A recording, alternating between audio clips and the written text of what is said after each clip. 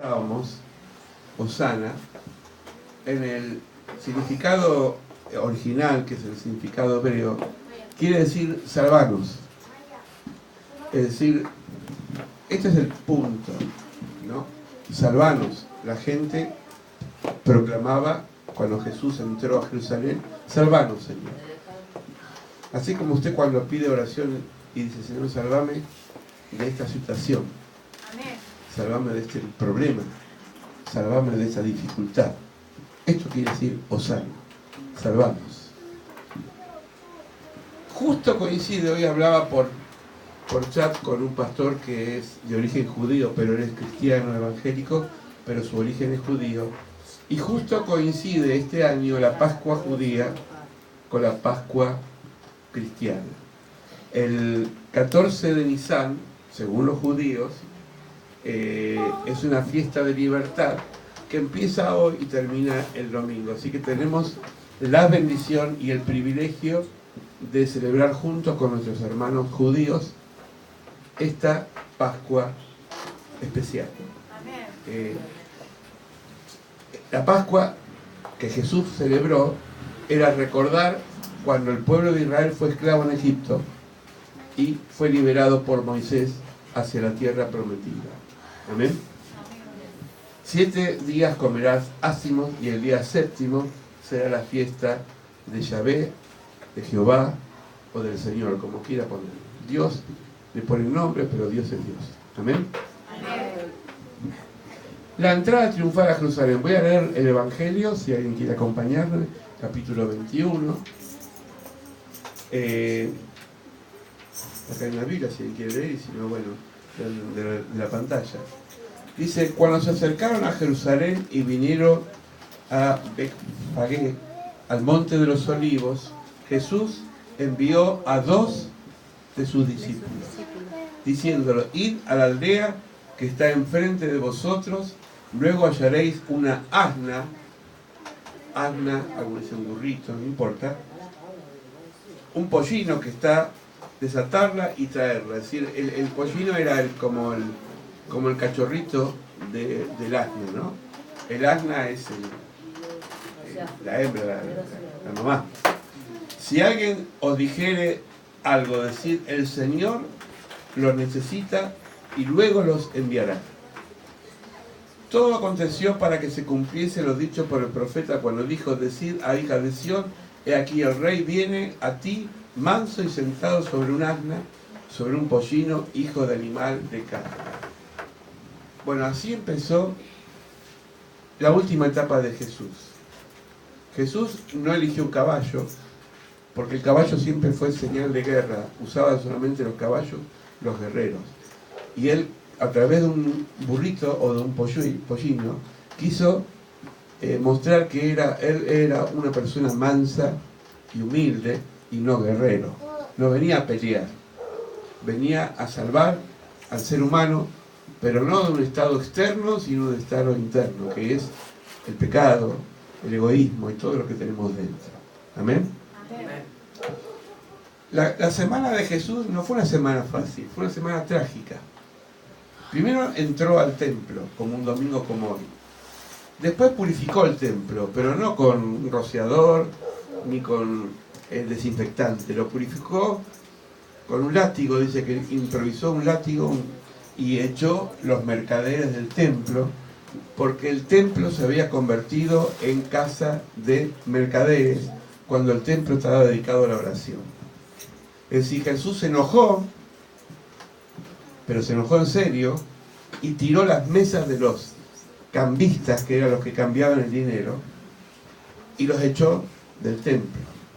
Acá empezó una situación violenta para Jesús y para sus discípulos, porque los discípulos seguramente habían dicho que el que traían con él era una persona pacífica.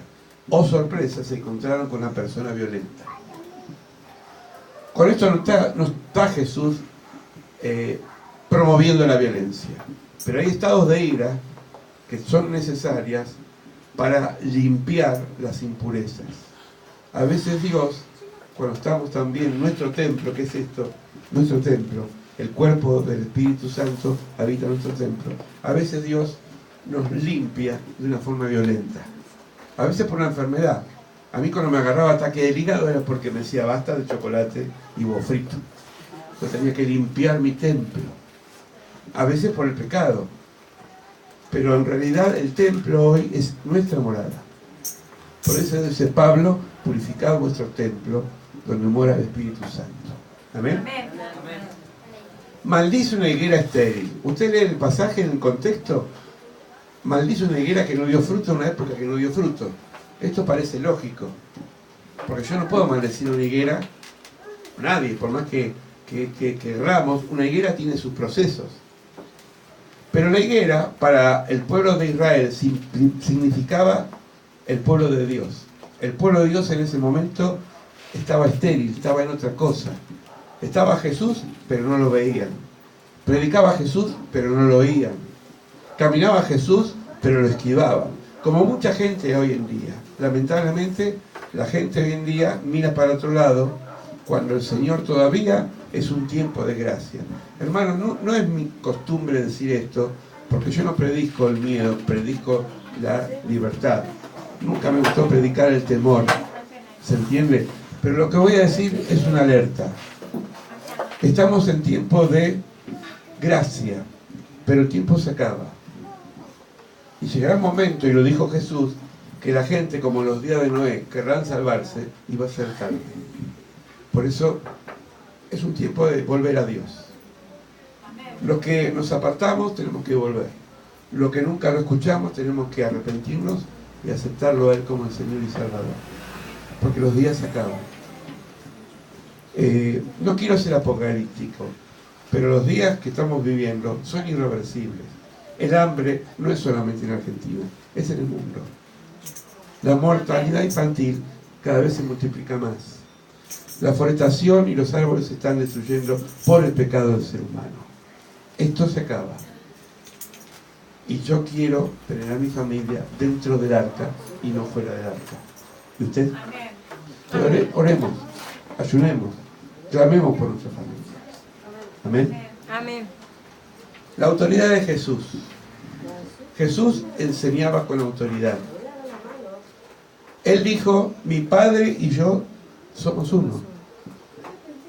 Esto le costó la muerte a Jesús, porque fue un escándalo decir eso.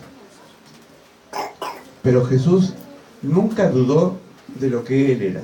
Hermano, no podemos dudar de lo que somos. Somos cristianos. Amén. Amén. Nunca lo neguemos. ¿Cómo lo podemos negar? Y muchas veces nos da vergüenza hablar de Él. Nos tiene que apasionar hablar de Él. No decir Señor, porque a veces yo veo en las redes sociales, en Facebook sobre todo, que ponen cada pavada. Si no decís amén, no sos cristiano. Eso no es ser cristiano. Ser cristiano es dar la vida. Es servir a los demás. Vos podés poner 1000 frases en Facebook, pero eso no le conmueve a Dios. Le conmueve a Dios el servicio, la actitud de vida que tenemos todos los días. Amén. Amén. Como decía un hermano que no es cristiano, pero decía, muchos hacen la revolución en las redes sociales, pero en la calle se esconden debajo de la cama. La revolución hay que hacerla en la calle.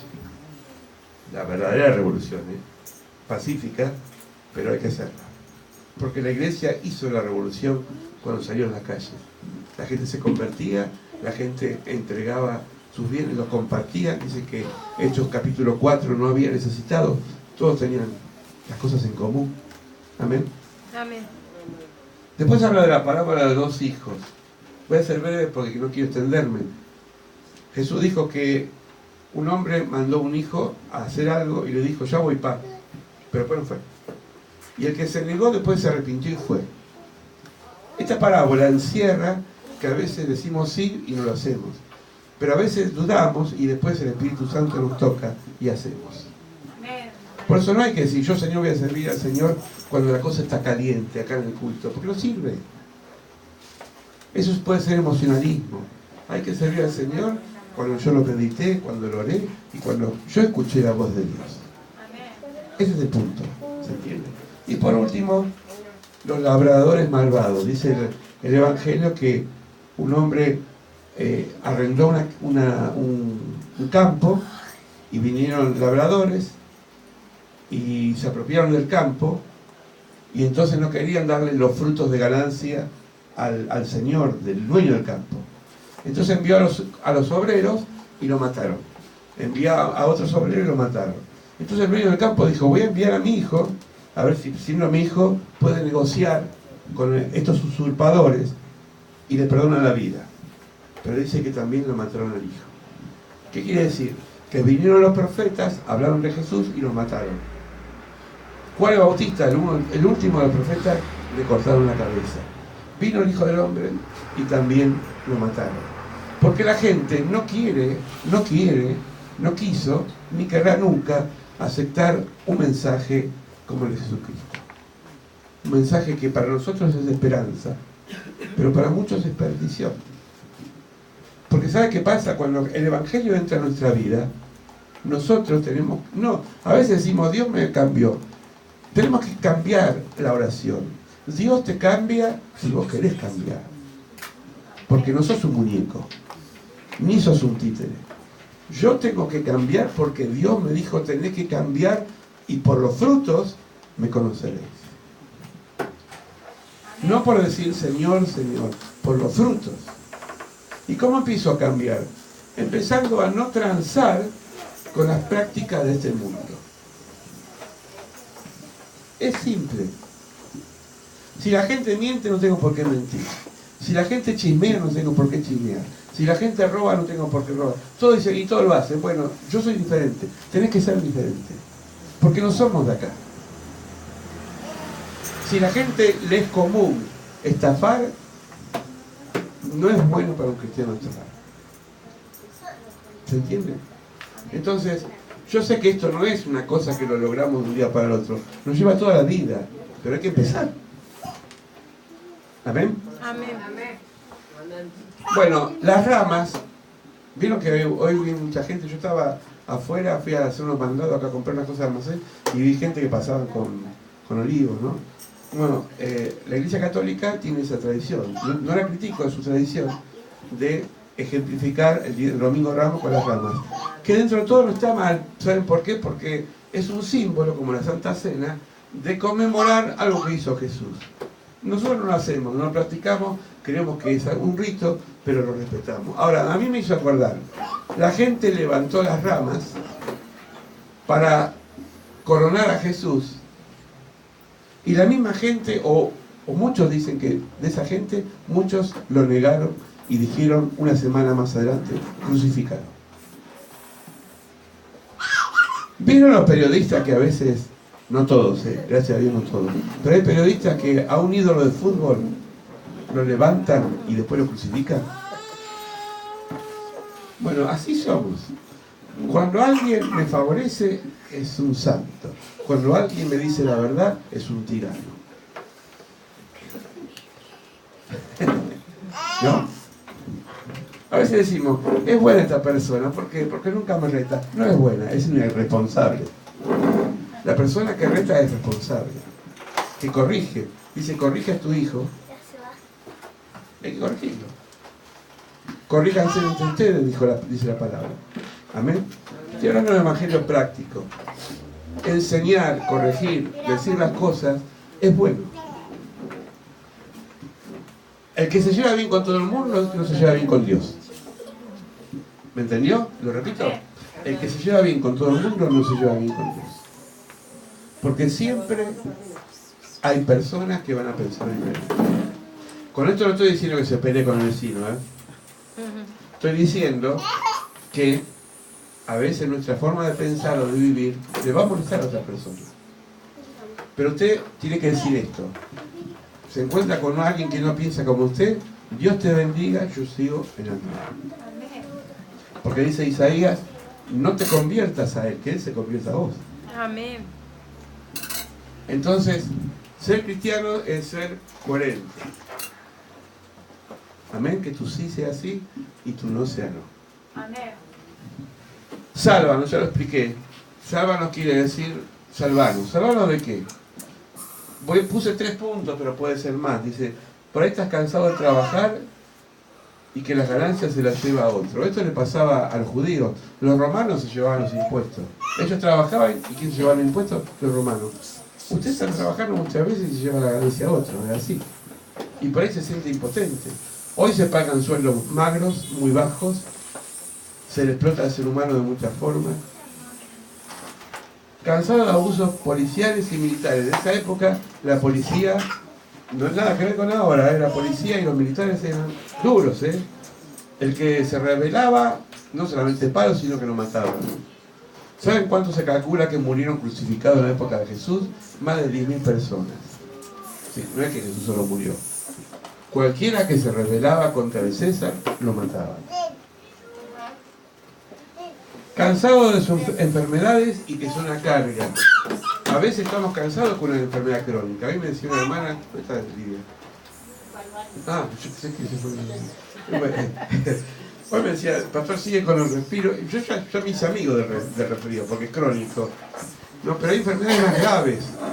Hay enfermedades que mucha gente está postrada. Y a veces nos cansa de tener los mismos dolores, las mismas cargas, las mismas preocupaciones. Bueno, toda esa carga, dice Jesús, venid a mí si estáis cargados y agobiados, que yo os haré descansar. ¿Salvarnos de qué? Salvarnos de todo esto, Señor. Porque cuando se acaba mi fuerza, empieza la de Dios. Amén.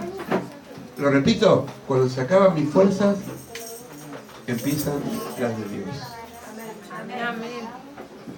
Decirle al lado, Dios te va a sostener. Dios te va a sostener. A los chicos también, Dios te va a sostener. Dios te va a sostener, mi amor. Bueno, Jesús purifica el templo. Esto se calcula que un día martes, lo sacó a chicotazo, como decía un gaucho. El templo era un lugar sagrado. Hoy no, el templo no es esto, Hermanos, a veces decimos, voy a la iglesia, lo digo siempre de acá, pero grábeselo. No voy a la iglesia, voy a la casa de oración, que este espacio fue consagrado para orar. Pero usted es iglesia. Usted es iglesia. Si, voy a poner ejemplo, si Cristina, ya que la veo acá Cristina, se junta con Edith y con Dora en la calle y empiezan a hablar del Señor, la iglesia se reunió en la calle. ¿Se entiende? Porque donde hay 2 o 3, dice Jesús, yo estoy en medio de ustedes. Antes se iba al templo. El templo ahora está acá adentro. Dice Pablo, Dios no habita en templos construidos por manos humanas. Con esto no quiere decir que hay que romper este templo o este espacio. Quiere decir que habita acá. Y si en el almacén, cuando nos vamos a comprar, nos encontramos con otro cristiano y le decimos Dios te bendiga, ya el templo, la iglesia se reunió en ese lugar. ¿Podrán destruir los templos si viene la persecución? Puede ser, pero la iglesia no la van a destruir. Porque dijo Jesús, ni las puertas del infierno prevalecerán contra ella. Y a él vamos a dar un aplauso porque él es el santo, santo, santo. Amén.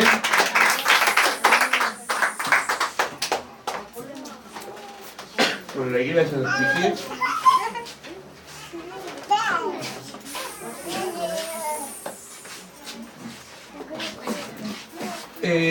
Yo quiero terminar porque no me quiero extender mucho.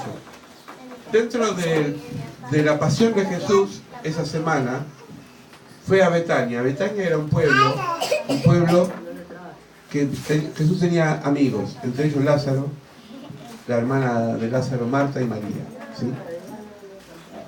En ese pasaje aparece que Jesús se cansa, porque era un ser humano, se cansó, tenía los pies sucios y antes, porque usaban sandalias, caminaban en el desierto. Y el que entraba a la casa, ¿qué hacía? Por ejemplo, viene Manuel y no importa, y viene con los pies cansados. En esa época el dueño de la casa tenía que lavar los pies. Menos mal que no vivo en esa época. Pero hacía eso. Jesús va a la casa de un tal Simón, un hombre que parecía que conocía la Biblia, pero desconocía quién tenía enfrente. Y entonces Jesús siente que Simón no le lava los pies. Pero Jesús no dijo nada, se cayó, se la guardó. Porque hay que esperar el tiempo de Dios, hermano. De pronto irrumpe en esa conversación con Simón una mujer. Una mujer en esa época no podía entrar a la casa donde había varones, porque estaba prohibido, y sobre todo si era de vida dudosa. Amén. Entonces esta mujer tenía mucho quebranto en su corazón, y le dijo, no le dijo, empezó a llorar, y las lágrimas le cayó en los pies de Jesús. El cabello, que era largo, parece que como que le secaba las lágrimas de Jesús. Entonces Simón, que conocía la Biblia, pensó mal. Dijo, si Jesús sería realmente un profeta, sabría que enfrente de él tiene una mujer de mala vida. Pero como a Jesús no se le escapaba nada y leía el pensamiento de los demás, le dijo una cosa. Simón, cuando yo entré a tu casa, vos no me lavaste los pies. Vino esta mujer, lo hizo, con sus lágrimas, y lo secó con el cabello. ¿Qué quiere decir todo esto? Que Dios, esto lo muestra Jesús, que Dios no ve la apariencia, ve el corazón. Esta mujer tenía un corazón más limpio que el creyente.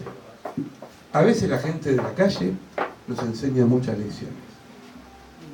Nosotros podemos caer en el orgullo religioso, que es uno de los peores pecados, de que nos podemos sentir mejores que los demás. No somos mejores que los demás, somos iguales, somos pecadores. La única diferencia es que Jesús nos amó y dio su vida por nosotros. La única diferencia. El resto no nos diferencia. Amén. Amén. Cuando a usted le dicen, ¿por qué vas a la iglesia? ¿Se creen todos santitos? Vos decirle, mira, la iglesia es como un hospital, estamos todos enfermos y necesitamos de un médico que es Jesucristo. Amén. Bueno, no escatimar con Dios, derramó todo la última cena, fue el Jueves Santo, que lo vamos a recordar el jueves que viene, y hoy vamos a tener la Santa Cena. El traidor no está siempre afuera, está adentro. ¿Cuántos políticos se dieron vuelta y traicionaron al partido, no? No voy a hablar de política, pero pasa. ¿Cuántos empresarios se dieron vuelta y traicionaron a sus socios? La traición muchas veces está dentro de la familia. El que vendió a Jesús no fue un enemigo, fue uno que estaba dentro. Pero Jesús sabía y lo bendijo. Y termino, y esto para los chicos, les voy a contar un cuento y para los grandes también. Termino con Judas y Pedro. Chicos, escuchen un cuentito ahora. Judas y Pedro. Esta parábola, o este cuento, esta fábula, es la historia de una rana y un escorpión. Dice que una vez se inundó una zona y se llenó de agua, y entonces el escorpión, desesperado, sabía que si pasaba por el agua se podía ahogar. Entonces había una rana que sabía nadar y le dijo, quiero que me seas de lancha. Yo voy arriba tuyo y me vas a llevar hasta la otra orilla. La rana dijo, vos sos escorpión y me vas a picar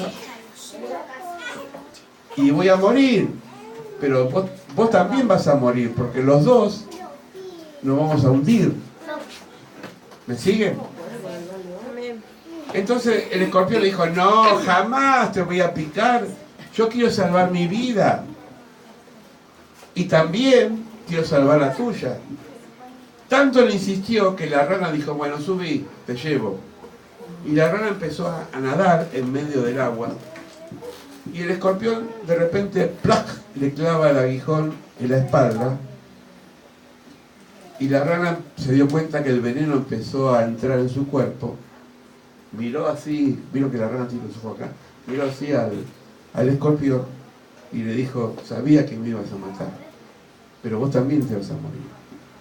El escorpión respondió, no puedo luchar contra mi naturaleza.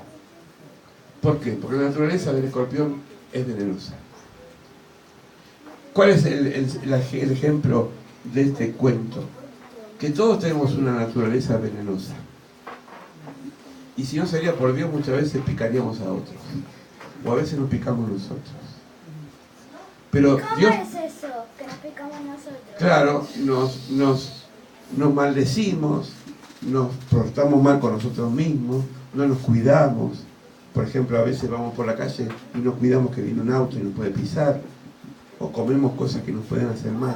Hay muchas formas de picarnos. ¿Sabes? ¿Entendés? Bueno, entonces, me gusta porque está escuchando.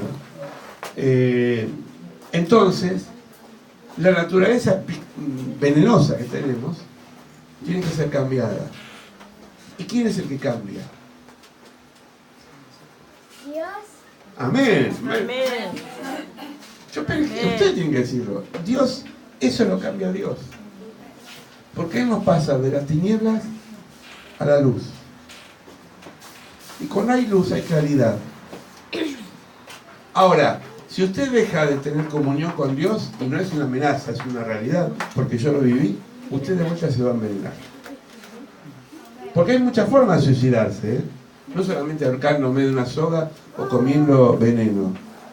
Me puedo suicidar en vida, entrando en un estado de desesperanza tan fuerte que no quiero saber más nada con nada.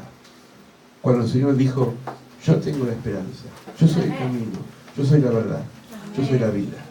Jesús vino a traer la vida. Jesús dijo, el diablo vino para destruir y no deja de destruir. Si no, miren afuera tanta gente en drogas, en alcohol, en violencia. Lo que hoy decía Sani es lo que pasa en todas las calles. El mundo es una polvareda que vos salís y no sabés con qué te vas a encontrar. Pero el Señor vino a traer vida y vida en abundancia. Por eso vamos a orar al Señor de la vida. Vamos a orar para que este veneno no nos mate ni matemos, sino que podamos nadar en la esperanza del Señor. Que recordemos que Semana Santa no es un lugar de turismo, no es un lugar de propaganda, es un lugar de meditar para adentro y pensar, Señor, yo necesito que purifiques mi templo, que saques los mercaderes que tengo dentro, que me convenzas de pecado del Espíritu Santo, porque a veces el único que nos convence de lo que somos es el Señor. Cierren sus ojos, vamos a orar. Padre, esta semana que empieza para los cristianos conmemorando algo tan importante y trascendente que fue tu muerte y resurrección, queremos en esta noche que tu Santo Espíritu nos guíe a toda verdad, que podamos descubrir, entender esta pasión que tú viviste por amor a nosotros, Señor.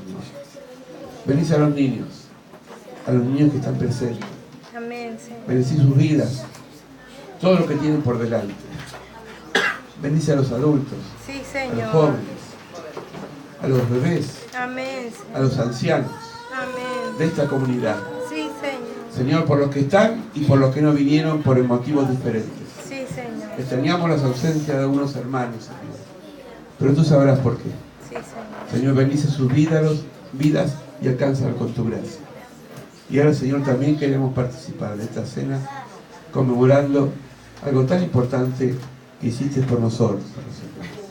Esta última cena, en el nombre del Padre, del Hijo y del Espíritu Santo. Amén. Amén. Amén. Amén, Señor. Mientras nos preparamos...